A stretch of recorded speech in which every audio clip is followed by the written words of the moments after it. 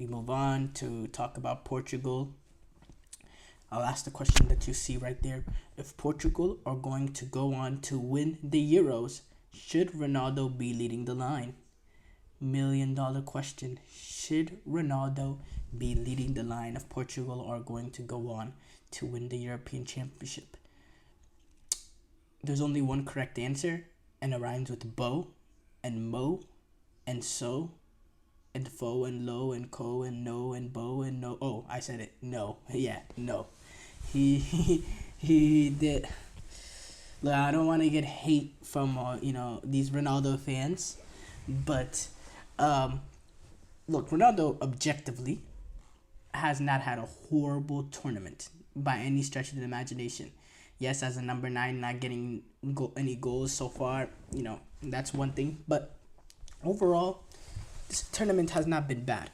But, Ronaldo's time to be presence as a box striker will work against the likes of Georgia, Turkey, Slovenia and all that. Even though it didn't work in that Slovenia game, that's when it'll work. Now when you're playing teams that are going to have a lot of possession of the ball, that are comfortable on the ball, and you might need to play a little bit in transition, you need a striker that runs in behind. You need someone that will press and that will work hard and that will drop down and cover the holding midfielder to not allow the easy pass played into him. To do more roles than just be a box, typical finishing striker. When you need that kind of striker, Ronaldo at this day and age does not give you that. He does not cover that much space. He's one of the least covering space out of all the forwards so far at this European Championship. It's just not what he does at this day and age. Being aged, I believe, 39 or so. That's not what Ronaldo does. And look, I don't think it's fair to ask him to do that. We don't ask him to do that.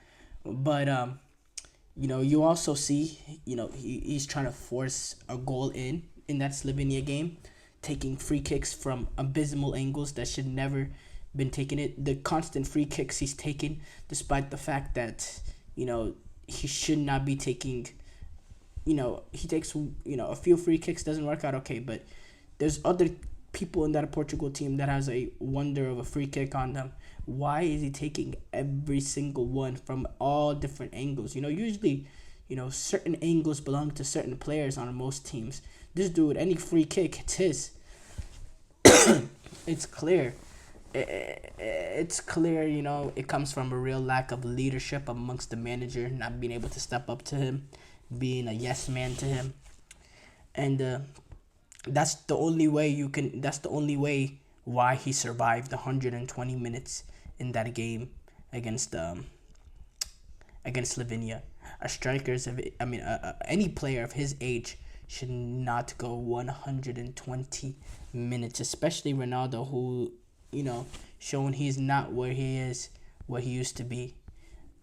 That's just flat out. It is absolutely the flat out truth. There's no two ways about it. The levels are not there. Sometimes his touch is off. In this game against Slovenia, he had an opportunity where he got the ball and his touch just failed him completely. He had an opportunity where it was a wide open header. He just missed the ball. He's not at the level that he used to be. He really isn't. And it's just, again, it's a real lack of leadership and lack of guile from Roberto Martinez, who suffered from this at Belgium as well, where he was playing an Eden Hazard, who was, years past his prime when he played him in the 2022 World Cup. Almost 2 years since he really produced anything at that sort of level. Roberto Martinez is not that kind of big character that will make a move like that. That will, and maybe the leaders amongst the Portugal team, the Ruben Diaz's, have to, at least stand up to Ronaldo and say, okay, you can't take every single free kick. We got to get one to go through. We need someone else to try it out. It takes leadership, at least amongst from the players, which I don't know. Is it really possible or Ruben Diaz or Bernardo Silva or you know any of those caliber players to go up to Ronaldo and say it. Are they really is that really a possibility? Probably not. Probably not, because of Ronaldo is Ronaldo. But at the same time, look, at the end of the day, Portugal's also, they're not at that level of a European Championship team. They've suffered a lot through England, like England, in terms of just poor performances. They had that performance against Turkey where covered up the cracks after that Czech game where the criticism was there just based on the way that they performed, despite they were able to nick out the result at the end. But when it comes to this Portugal team, there's a lot of possession, but no real cutting edge, no real verticality, despite all this possession, no real big chances created, no real sense of, oh yeah, they're about to score. No, like there's a lot of possession and a lot of moving the ball, but a lot of it is slow. A lot of it is going sideways and back. None of it is direct vertical going forward, hitting guys on diagonal. None of that, a lot is just wasting balls into the box that have no real person to attack.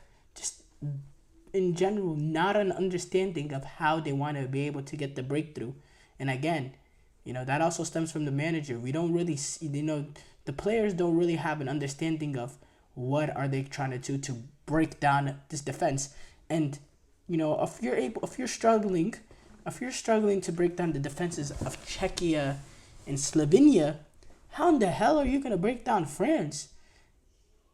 How are they gonna break down France's defense, who don't concede goals ever? They don't. I believe they have conceded no open goals this entire tournament. Let's go back. So France, they played Austria, they clean sheet in that game. They played Netherlands, clean sheet in that game. They played Poland, the one penalty there, and then round of 16, no goals. Yeah, they have not conceded a single goal.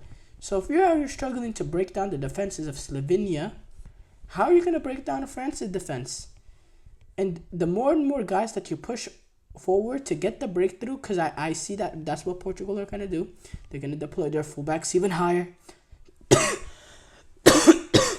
They're going to really take control of the ball, not create no real big chances, but start lumping their forward and try to get something going. And as soon as France recovers, France are going to pace them out the other way and potentially destroy them in the game of transition. I can see that happening. Now, these France attackers at the same time are in really, really bad form.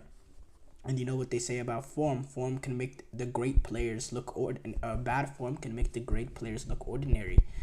And despite the great array of talent amongst this France attack, they have looked woeful. And I talked about not scoring a single goal, not conceding the single non-penalty goal for France's defense at this European Championship. Well, France's attack has not scored a single goal at this European Championship besides an own goal or a penalty. Besides an own goal or a penalty, they have not scored a single goal in this tournament. So France are the better team. France have the more experience, and obviously I'm gonna back France to win this game. I don't think it's particularly a debate in my head, but France do have their issues at the same time. But Portugal with Ronaldo, short answer, no, they're not going to they're not going to win the Euros with Ronaldo leading the line game in, game out. Because another big problem is Roberto Martinez. Okay, I talked about how he doesn't press Ronaldo. I talked about a lot of the issues, but a lot of the issues also come from Roberto Martinez.